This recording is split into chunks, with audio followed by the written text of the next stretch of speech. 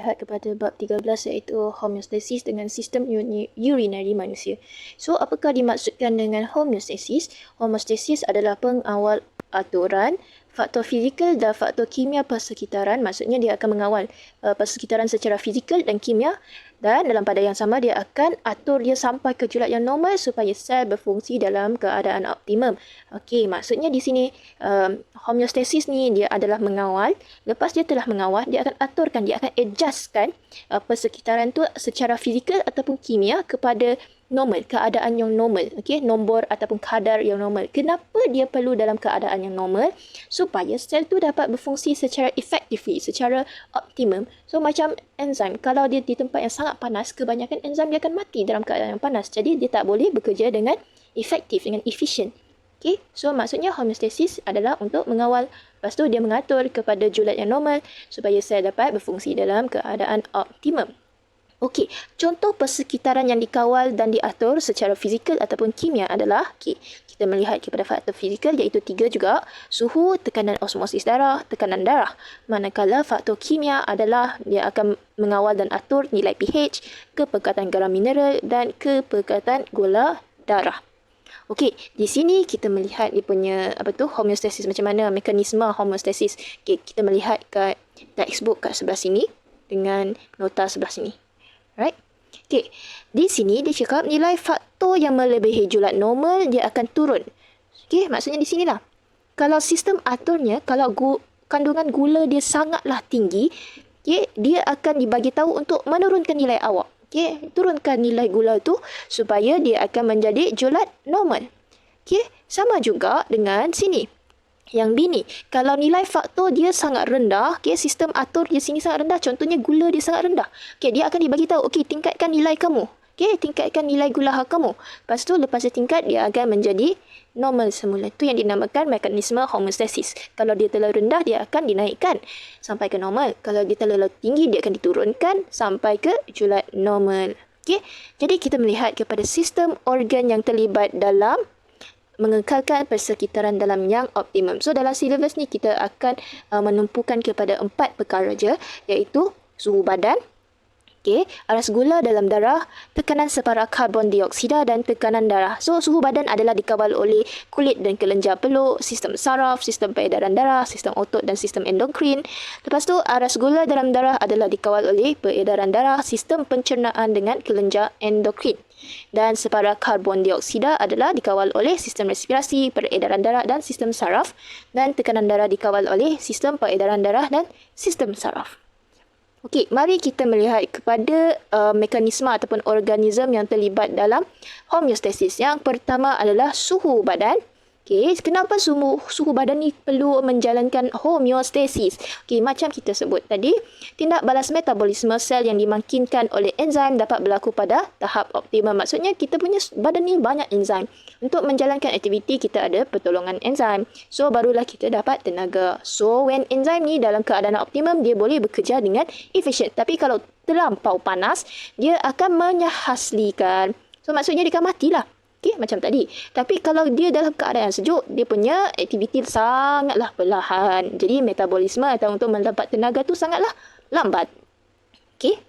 Jadi kita melihat siapakah yang mengesankan kalau suhu kita sangat rendah ataupun tinggi. Kita pergi melihat kepada 2 organ ini, iaitu hypothalamus dengan thermoreceptor kulit. So maksudnya hypothalamus ni dia akan detect suhu badan kita panas ataupun sejuk. Lepas tu thermoreceptor ni pun akan bagi akan detect kita punya badan tu sejuk atau panas. Kalau dua-dua ni dah detect badan kita sejuk atau panas, lepas tu dia akan hantar message kepada otak kita untuk bagi tahu organ lain, okey, tolong kecut, tolong kembang, tolong jangan keluarkan peluk. Macam itulah. Alright.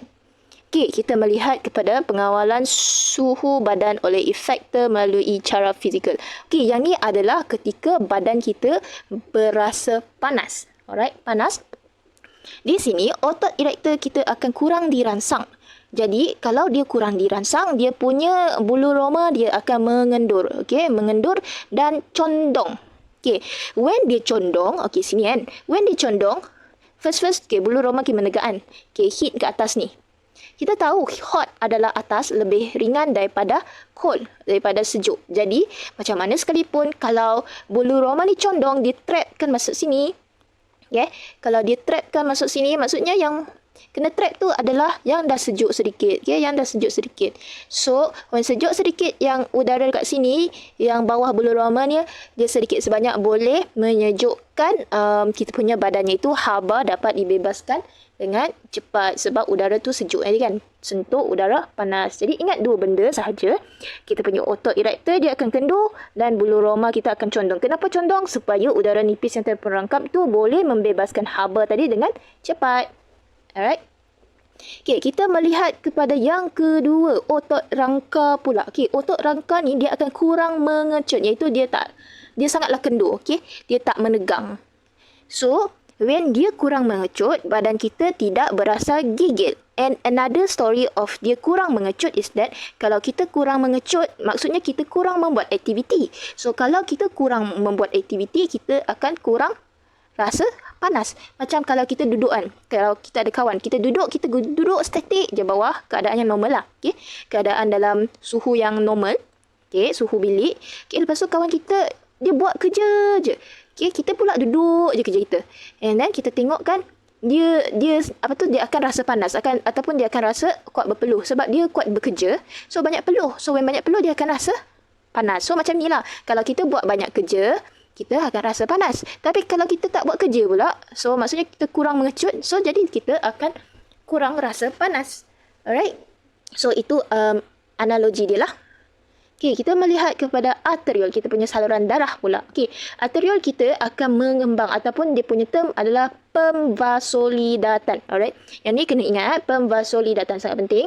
Okay, maksud dia arteriol ni dia punya laluan saluran tu akan lebih luas dan peredaran dia akan menjadi laju. Maksudnya darah tu akan bergerak laju.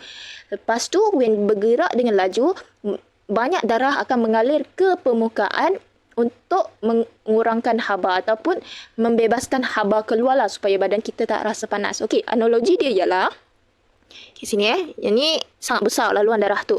Okay.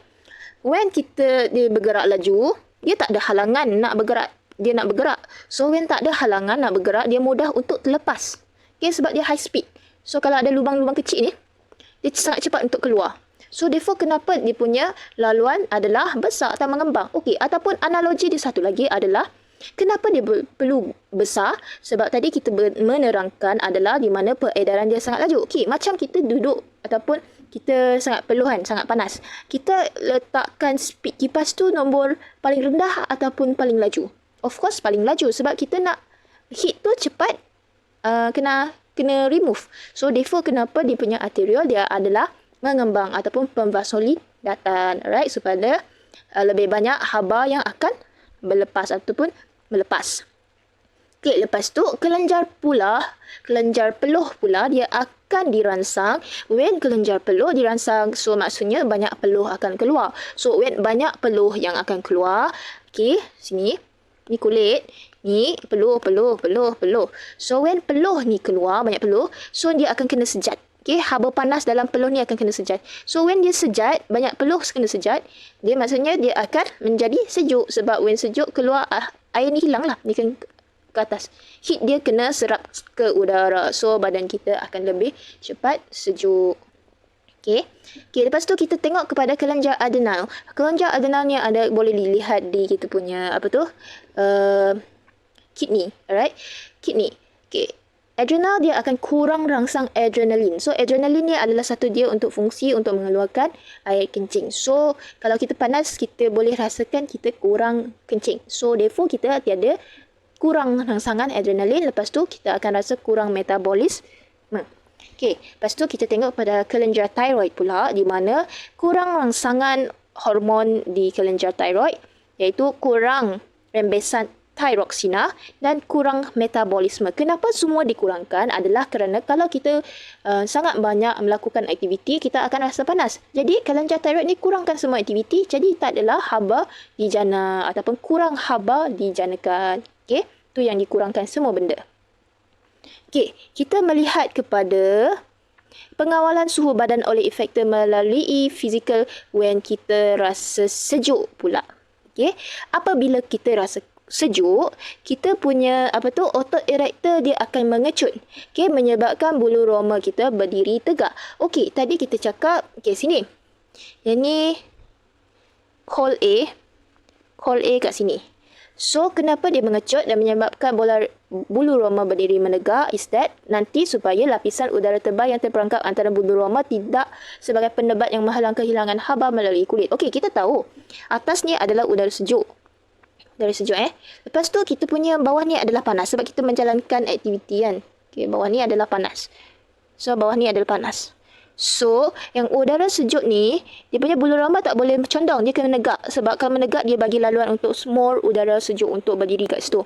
So, when udara sejuk tadi adalah sangat berat kan. So, dia can stay di situ. So, when dia stay situ, udara panas yang kat sini ringan kan. Dia nak keluar tak boleh.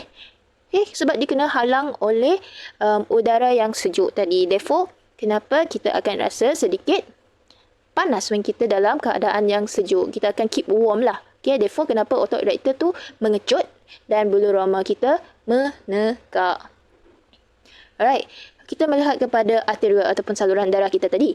Okay, dalam keadaan kita dalam keadaan sejuk, okay, arterial kita akan mencerut ataupun mengecutlah, dia akan menjadi kecil. Dalam kata lain dia adalah pemvasocerutan. Okay, pemvasocerutan di mana kurang darah mengalir ke permukaan kulit, dengan itu kurang haba hilang ke persekitaran luar secara radiasi. Okay, di sini okey, tadi kan.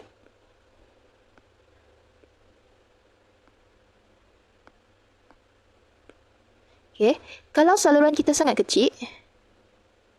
Okey, saluran yang sangat kecil, so darah kita menjadi lambat. So kita ada lubang-lubang sini, lubang sana, lubang sini. Okey, dia speed dia sangat lambat. Jadi sangatlah susah dia nak keluar dari permukaan kita ni. Okey, permukaan kulit. Sebenarnya sebab kita punya dalam badan kita menjalankan aktiviti. So, when menjalankan aktiviti, kita rasa panas. Tapi keadaan di luar sangat sejuk, kita nak keep warm. Kita tak nak berasa sejuk sangat. So, kita punya saluran darah tu kena kecil. Okay, when kecil, speed dia jadi lambat sini. Okay, sebab rintangan kan. Okay, so dia nak keluar pun lambat. So, therefore, kenapa heat dia lambat keluar. Kita akan rasa sangat, keep warm. Okay, kita rasa sedikit suam-suam lah. Okay, tak rasa sejuk sangat. So, macam ni lah. Kenapa kita punya arterial tu adalah mencerut ataupun pemvasocerutan. Supaya kita punya haba tak keluar ke persekitaran. Okay. And then here pula, otot rangka kita akan mengendur dan mengecut supaya badan kita menggigil. Ini akan menjadikan haba dan seterusnya meningkatkan suhu badan kerana pengecutan otot rangka memerlukan tenaga. Okey, macam tadi, kalau kita banyak buat aktiviti kan, maksudnya kita banyak keluar, kita akan rasa panas. Therefore, otot rangka ni, time keadaan sangat sejuk, kita sangat menggigil. Kita berasa menggigil sebab otot rangka kita membuat kerja. Mengecut dan mengendur dengan cepat. So, dia membuat kerja. Dia membuat kerja untuk kita menggigil supaya kita rasa panas. Alright. Same goes to this. Kelenjar peluh tidak dirangsang kerana kalau peluh kita keluar, jadi peluh kita kena sejat. So, when peluh kita kena sejat, kita akan rasa extremely cold. So, untuk mengelakkan itu berlaku, kelenjar peluh kita tidak dirangsang. Jadi, kita kurang berpeluh. Alright. So next, dia punya secara kimia pula, kelenjar adrenal dirangsang untuk merembeskan hormon adrenalin. So hormon ini dapat menukarkan glykogen kepada glukosa, kadar metabolisme meningkat, pengoksidaan glukosa membentukkan dedah haba untuk memanaskan badan. So adrenalina ni pun adalah satu untuk kita membuang air kencing. Jadi kenapa kita dan masa sejuk kita selalu kencing? Sebab dia membuat kerja. Satu, dia menukarkan glykogen kepada glukosa, maksudnya dia membuat aktiviti. Okay, so untuk glykogen, menukarkan glykogen kepada glukosa, dia adalah untuk menjana tenaga. Nanti kita akan melihat dia punya proses di sistem urinary. So, when adrenalin ni, dia bekerja, kita bekerja and then kita akan rasa panas sebab dia buat aktiviti. Ingat, kalau benda yang buat aktiviti, kita akan rasa cepat panas. Right? Lepas tu, kelenjar thyroid pula dia akan dirangsang untuk merembeskan hormon tiroksina yang akan meningkatkan kadar metabolisme dan lebih haba dijana untuk badan. So, maksudnya again, kalau banyak aktiviti, semua aktiviti dijalankan, lebih banyak haba akan dijana ataupun kita akan rasa panas. Alright? Itu saja untuk suhu badan. Kita melihat kepada pengawalan aturan araskular darah. Okey, dalam ni dia dikawal oleh kelenjar endokrin, sistem peredaran darah dengan sistem pencernaan. So, organ utama dalam araskular darah yang dikawal adalah pankreas yang terletak dalam sel Langerhans. Okey, so pankreas ni akan mengekalkan aras glukosa dalam range yang normal lah yang ini. Alright, ratio normal. Okay, dalam pankreas ni dia akan merembeskan, dia akan mengeluarkan dua jenis hormon iaitu insulin dan glukagon. So insulin ni adalah selalunya selepas sajian dan glukagon ni adalah antara sajian. Okay, ataupun senang cerita, insulin ketika darah kita, gula kita meningkat, glukagon adalah ketika dia menurun. Okay, maksudnya kita kurang gula. Okay, kita melihat di sini, first of all, okay, di sini ketika kita punya gula darah sangat tinggi, kita punya pankreas, dia akan menghasilkan insulin. Okay, insulin dalam sel beta, iaitu dalam Langerhans. Okay, dia akan membuat insulin lah. Okay, lepas tu insulin tu dia akan dibahagikan. Okay, dia akan merangsang sel hati dan otot untuk menggunakan glukosa dalam sel respirasi sel. Okay, maksudnya insulin, okay, tadi kan insulin telah dihasilkan oleh sel B. Okay, dia telah hasilkan sel B. Lepas tu insulin ni dia pergi kepada sel hati dan otot.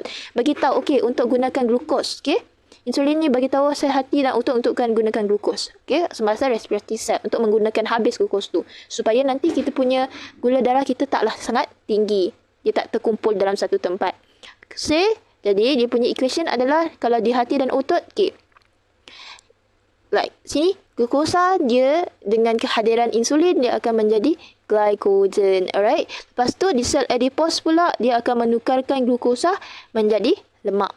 Alright. So therefore kalau dia telah menggunakan glukosa tu, jadi maksudnya kita punya gula darah adalah normal. Sebab selepas sajian kita punya glukosa adalah sangat tinggi. Jadi untuk mengurangkan glukosa, kita perlu tukarkan dia ataupun kita perlu menggunakan dia.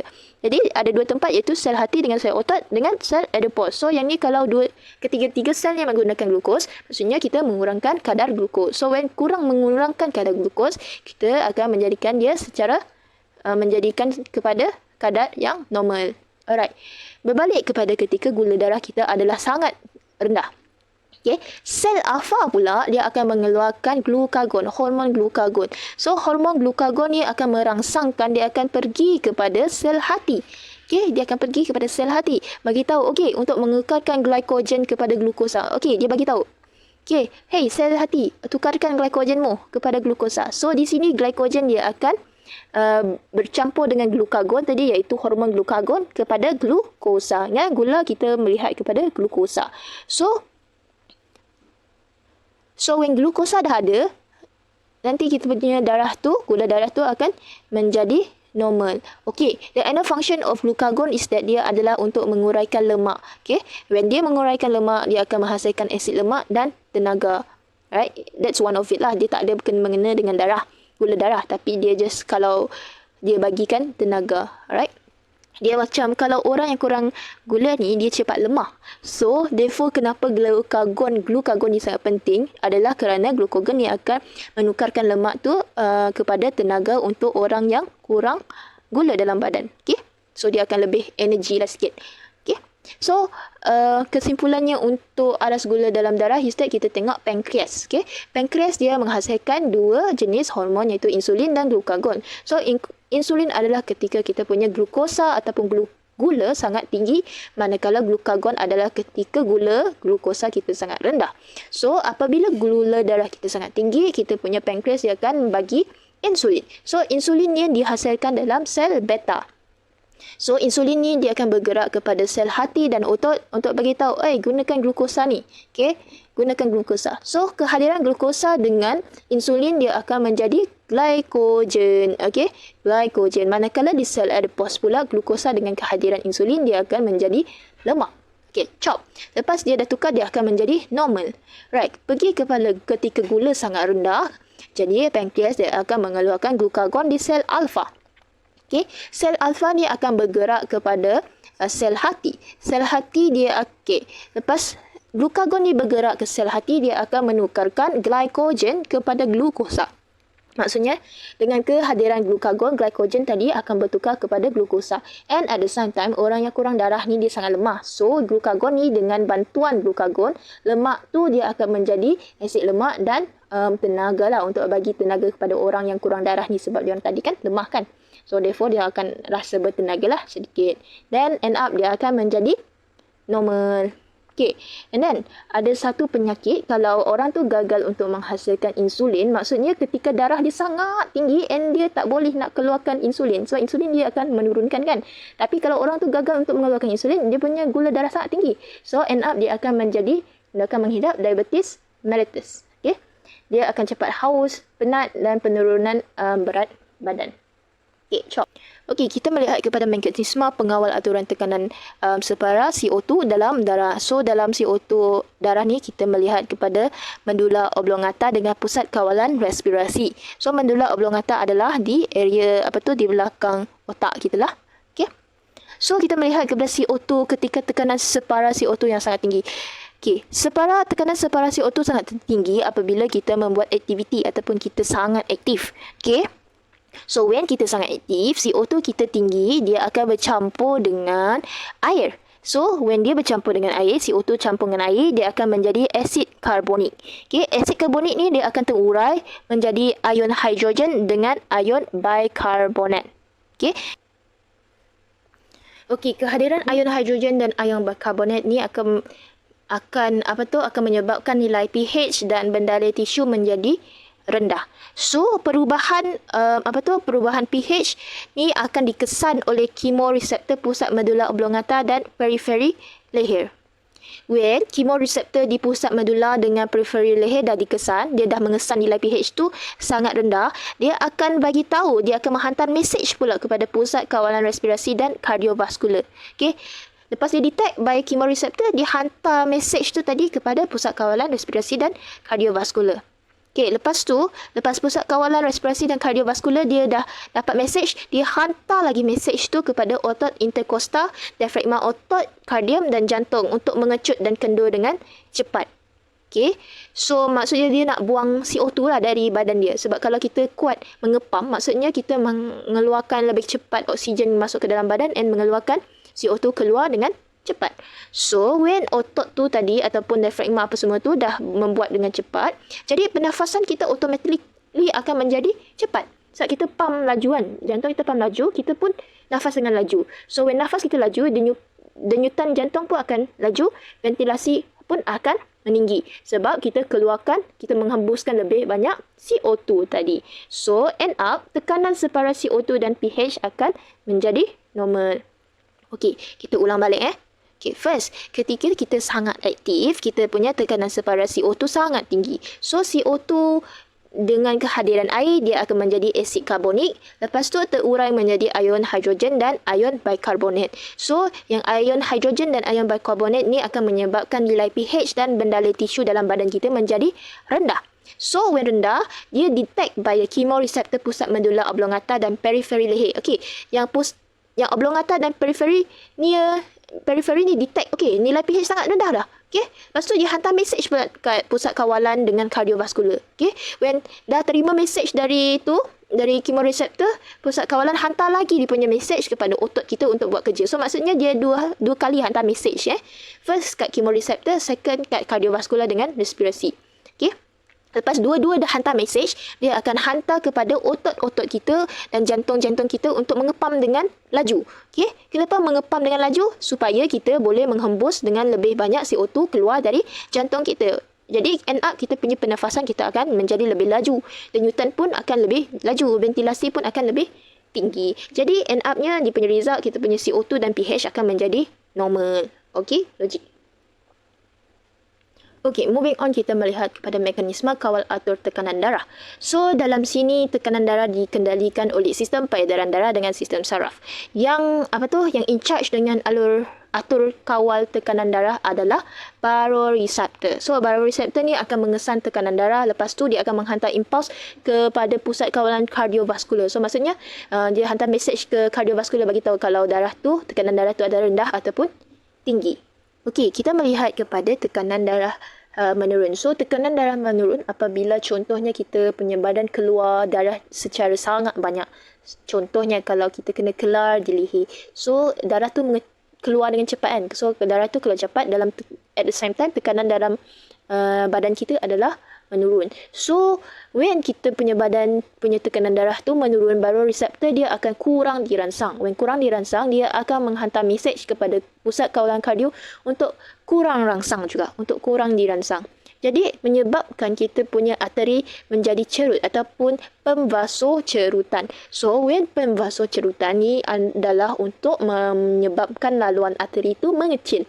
When mengecil, dia akan menambah rintangan kepada pengaliran darah. So when darah tu dalam keadaan yang kecil, and kita tahu darah tu bergerak dengan taklah laju yang normal kan. So when sangat kecil, dia sangat banyak rintangan.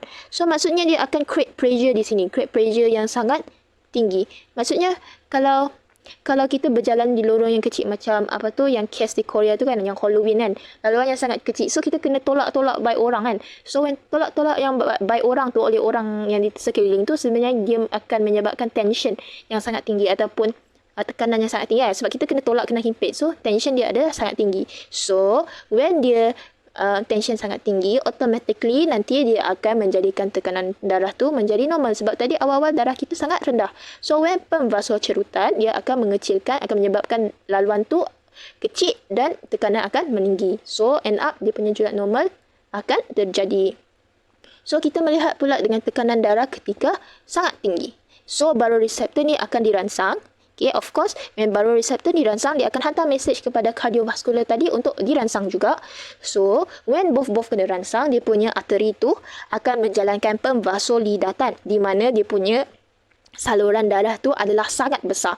When jalan tu sangat besar, kita kurang rintangan, kita kurang obstacle. So, when kurang obstacle, laluan menjadi sangat mudah. So, when laluan sangat mudah, dia punya tekanan adalah sangat rendah. Jadi dia punya otot kardium tu adalah lemah ataupun kecut lah. Okay. Macam tu. So end up dia akan menjadi normal balik. Okay, ulang balik. Ketika tekanan darah yang sangat rendah, semua kurang dirangsang. Baroreseptor kurang dirangsang. So when baroreseptor kurang dirangsang, dia punya kardiovaskular pun kurang dirangsang. So when dua-dua ni kurang dirangsang, kita punya kita punya arteri dia akan menjadi kecil. Kenapa dia menjadi kecil? Sebab dia nak menambahkan rintangan. Macam laluan di Halloween yang Korea tu. Kalau laluan kecil, banyak darah ataupun banyak orang himpit, so maksudnya kita ada banyak tekanan tinggi. So when tekanan tinggi, otot kardium pun akan mengecut. Okay. So otot kardium mengecut, jadi dia akan balancekan yang tekanan darah rendah tu akan menjadi normal. Okay. Disebabkan pemvasocerutan. So kita melihat kepada tekanan darah tinggi pula. So baroreseptor ni akan dirangsang. When baroreseptor dirangsang, automatically kardiovaskular pun akan dirangsang. At the same time, arteri akan menjadi besar ataupun pemvasolidatan. Jadi rintangan adalah kecil. Jadi otot kardium tu kurang mengecut ataupun dia lemah. Okay. When lemah, dia tak adalah tekanan yang sangat tinggi. Jadi asal yang tinggi tadi, of course, automatically dia akan menjadi normal. Dia akan menurunkan tekanan darah tersebut. Alright. So, moving on, kita melihat kepada sistem urinary pula. Okay, sistem urinary ni kita melihat kepada ginjal, okay, ureter, pundi kencing dan urethra. So, yang ni basically maybe boleh look through lah dia punya dia punya apakah organ tu. Okay, ureter adalah dia punya tube, dan urethra adalah dia punya yang keluar air kencing tu lah. Okay, jangan confuse dengan ureter dengan urethra.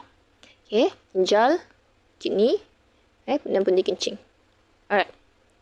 So, struktur dan fungsi ginjal. Of course, dia punya fungsi dan struktur adalah perkumuhan dan pengosmokawal dan aturan.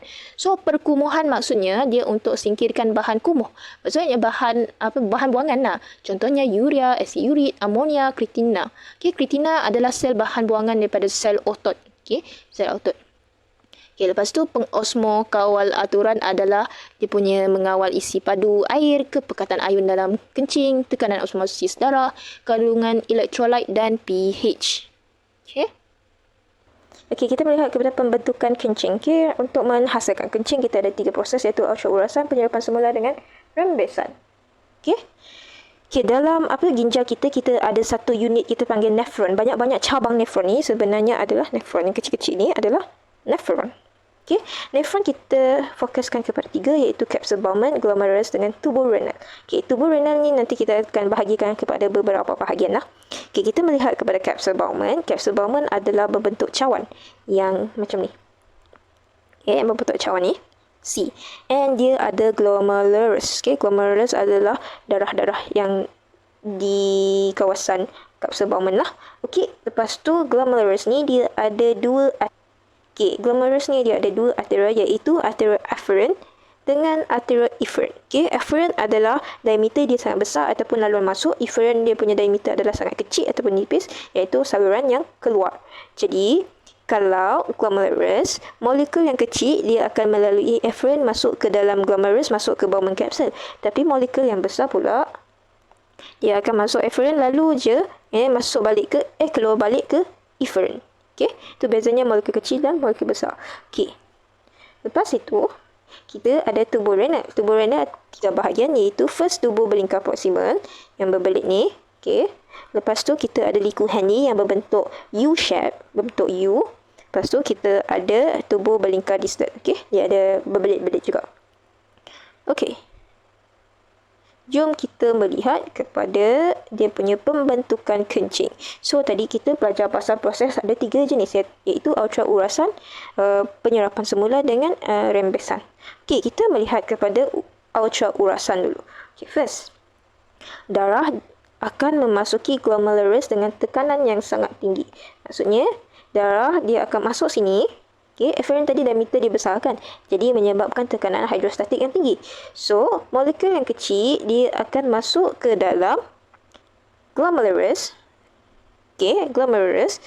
Lepas tu, dia akan meresap ke dalam rongga Bowman capsule. Alright. Okay, bendali yang masuk ke dalam rongga Bowman capsule ni, kita panggil dia sebagai hasil turasan glomerulus. Okay, hasil turasan glomerulus. Manakala molekul yang besar tadi, dia akan melalui efferent. Okay, lepas tu keluar balik kepada efferent. Alright, ulang lagi. Darah yang masuk ke arteria efferent, dia adalah sangat hidrostatik tinggi. Kenapa? Sebab diameter efferent sangatlah besar. So, lepas tu dia akan masuk ke dalam glomerulus. Lepas tu bendali yang masuk ke dalam glomerulus dia akan meresap ke dalam Bowman capsule. Okey, hasil ataupun resapan ke dalam Bowman capsule kita panggil sebagai hasil turasan glomerulus. Okey, apa yang terjadi kepada yang molekul yang besar? Molekul yang besar dia akan keluar melalui efferent. Okey, chop. Okey, selepas itu, hasil turasan glomerulus dia akan masuk ke dalam tubuh berlingkar proksimal. Okey, di sini penyerapan semula akan berlaku, di mana nanti bahan ataupun hasil turasan tadi yang turun melalui proksimal, lingkaran proksimal tadi akan masuk ke dalam jaringan kapilari darah. Okey, dia akan masuk ke dalam jaringan kapilari darah. So, di sini, dia punya ion natrium akan masuk ke dalam jaringan darah ni. Lepas tu, dia punya ion klorida akan meresap secara pasif. Okey, meresap secara pasif. Lepas tu, glukosa dan asid amino juga akan berlaku. Seraplah secara aktif. Okey, ulang balik di sini. Hasil turasan glomerulus dari Bowman capsule dia akan turun ke tubuh berlingkar proksimal. Okey, di sini dia punya hasil tu ion chloride dia akan meresap keluar, manakala nanti bahan turasan tu dia akan masuk ke dalam darah ni.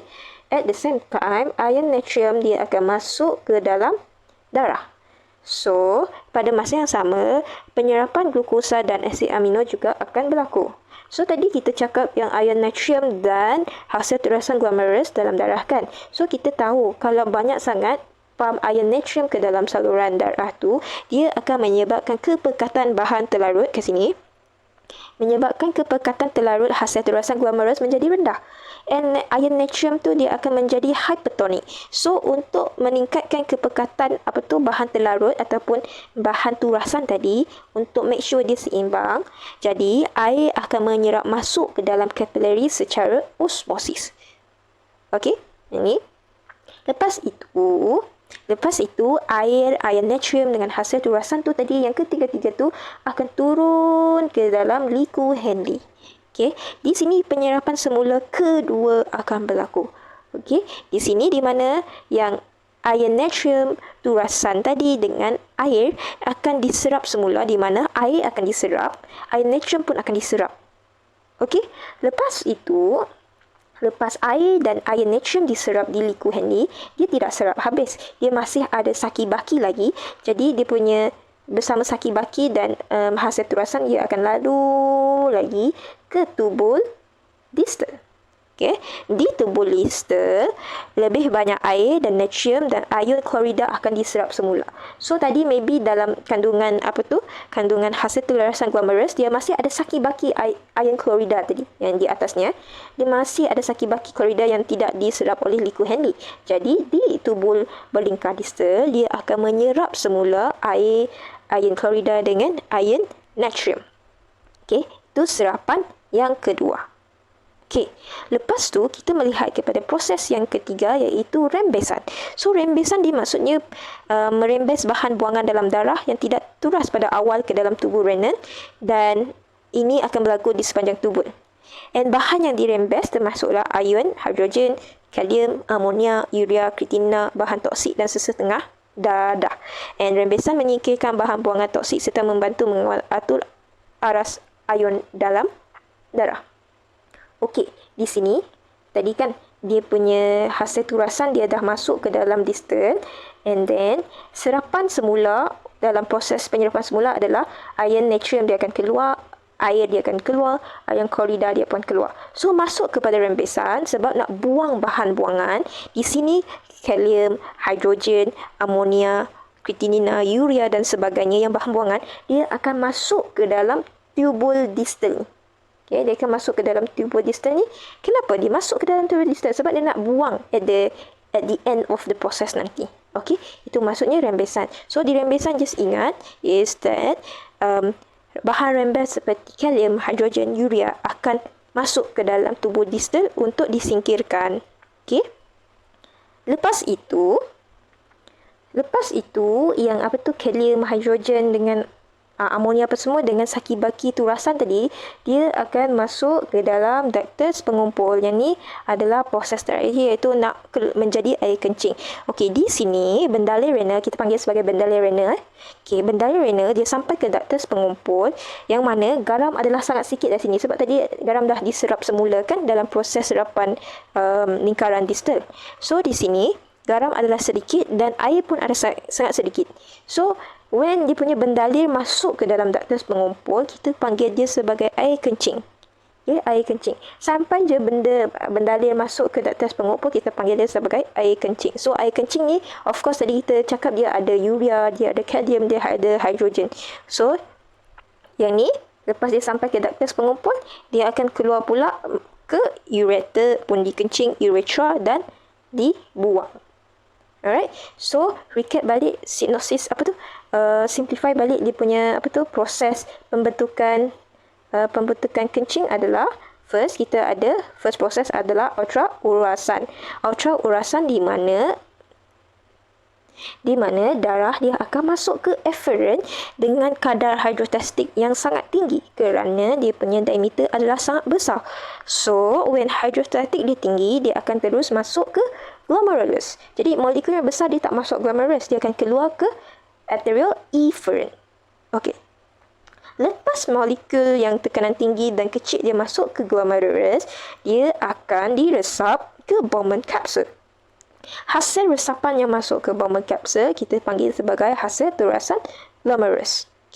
Okey, lepas tu hasil turasan glomerulus dia akan menurun kepada lingkaran proksima. Di lingkaran proksima, Cl chloride, ion klorida dia akan meresap keluar dan ion natrium dia akan masuk secara ataupun dipump secara aktif ke dalam darah capillary, and at the same time hasil turasan glomerulus pun dia akan masuk ke dalam capillary. Okay, and then amino acid dengan glukosa dia akan serap semula. Okay, disebabkan ion natrium sangat banyak pump ke dalam darah, dia akan menyebabkan hasil turasan glomerulus tu kepekatan dia menurun.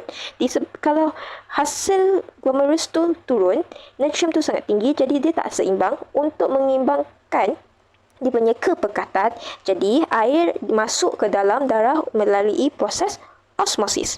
Okey. Itu penyerapan semula yang pertama. Okey, lepas tu air natrium hasil turasan dan air tadi dia akan mengalir terus masuk ke dalam liku Henle. Okey, dia akan masuk ke liku Henle di mana penyerapan semula kedua akan berlaku. Okey, di sini dia punya air natrium akan diresap, dia punya air pun akan diserap. Okey, of course di liku Henle dia tak resap, dia tak serap 100%. Jadi, apabila dia punya bendalir tu, dia punya bahan tu, dia akan turun lagi masuk ke dalam distil. So, di dalam distil dia akan lagi ada serapan yang kedua lah. Kedua ataupun ketiga. Okay? Okay, ketiga. So, di sini di mana air akan keluar, akan diserap keluar. Air natrium pun akan diserap keluar. Okay. Lepas tu, ion klorida yang berlebihan yang belum diserap dalam liku Henle pun akan keluar. So, habis pula serapan semula, kita akan melihat kepada rembesan di mana bahan buangan ataupun bahan rembesan dia akan masuk ke dalam lingkaran distal untuk dibuang kemudian. So, di mana urea, kalium, hidrogen dan bahan toksik dia akan masuk ke dalam distal. Okay, dia akan dirembes dan masuk ke dalam distal. Alright. Jadi hasil turasan dan kalium, hidrogen, hasil rembesan tadi lah, dia akan masuk ke dalam ductus pengumpul. Okey, di sini air dan garam dia adalah sedikit sebab tadi kita ada penyerapan semula dalam tubuh belingkar distal. So di sini di ductus pengumpul, pendalir yang kita panggil sebagai air kencing. So di sini nanti dia akan keluar melalui ductus pengumpul dan keluar kepada ureter, pun dikencing uretra dan akhirnya keluar dari badan. Right? Itu saja untuk sistem urinary. Okey. Jadi kita melihat kepada mekanisme homeostasis dalam pengosmokawalan aturan. So, kandungan air dalam badan sentiasa berubah mengikut pengambilan makanan dan minuman. Okey. Pengosmokawal aturan adalah proses mengawal atur air dan garam dalam badan supaya tekanan osmosis darah dapat dikekal pada julat yang normal. Okey. Jadi di sini kita melihat kepada osmosis, tekanan air dan garam. Okay, air dan garam. So, when kita minum terlalu banyak air, okay, logically, kalau kita banyak minum air, kita sangat banyak kencing kan? Okay, so, why that happen?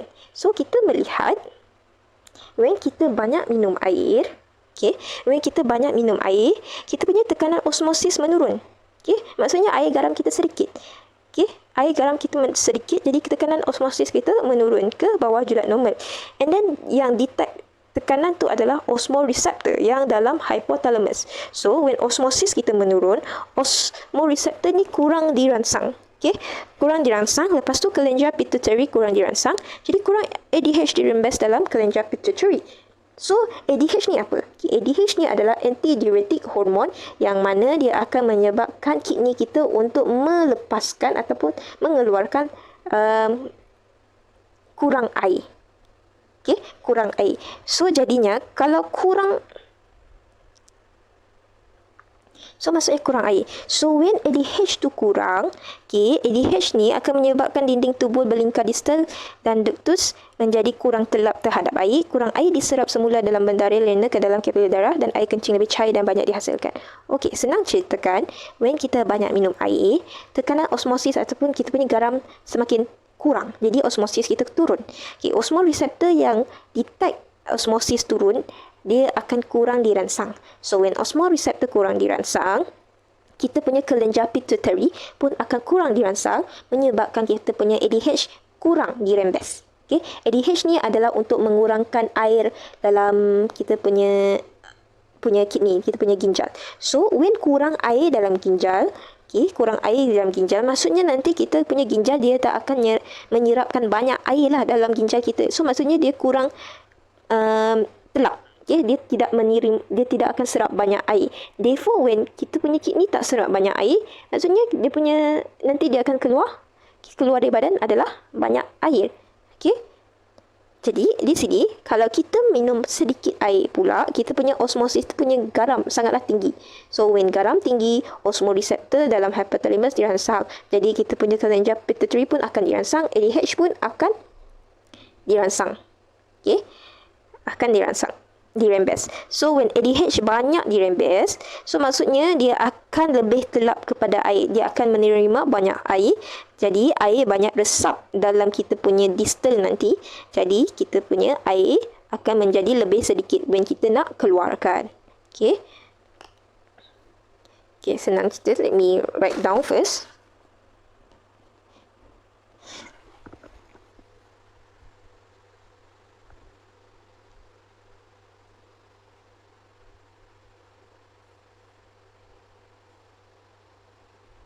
Okay.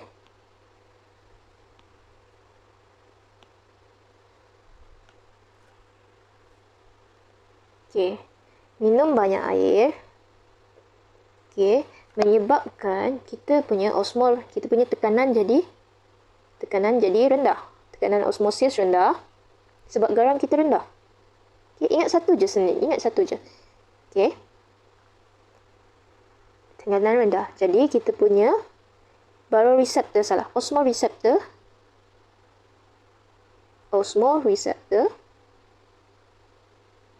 menjadi kurang dirangsang. So when osmoreceptor kurang dirangsang, sekaligus kita punya kelenjar pituitary pun akan kurang dirangsang. So when kurang dirangsang, ADH pun adalah kurang. Okay, ADH ada kurang. Maksudnya dia tak boleh serap banyak air. Okay, dia tak boleh serap banyak air. So when tak boleh serap banyak air, kita punya ginjal pun tak boleh serap air. Ginjal di bahagian distal tadi lah kan. Di bahagian distal penyerapan semula dan lembes dia punya kad pembuatan kencing. Distal dan pengumpul ductus pengumpul di ductus. Jadi ginjal dan ductus akan kurang serap air. Jadi when kurang serap air dalam badan adalah sangat banyak. Jadi kita perlu buang. Okay, kita perlu buang. Jadi when badan banyak sangat air, kita perlu buang. Jadi buangan air kencing adalah tinggi. Okay, dan sebaliknya, kalau kita minum sikit air, tekanan osmosis tinggi, osmoreceptor sangat tinggi, kelenjar pituitary akan dirangsang, jadi banyak ADH akan dirembes. When ADH banyak dirembes, distal dengan ductus dia akan serap lebih air ataupun dia akan menjadi lebih telap. Okay, dengan air. Jadi kalau lebih telap, kita punya air kencing akan menjadi sedikit sebab air banyak diserap. Okay. Untuk bahagian 13 adalah sedikit sebanyak sampai sini saja. Alright. Melihat kepada last topik untuk bab 13 iaitu isu kesihatan berkaitan dengan sistem urinary. So common isu kesihatan untuk sistem urinary adalah selalunya batu karang. So batu karang adalah keturunan keras yang terdiri daripada asid uric, kalsium oxalate atau haplo kalsium fosfat. So maksudnya kalau gagal molekul yang besar ataupun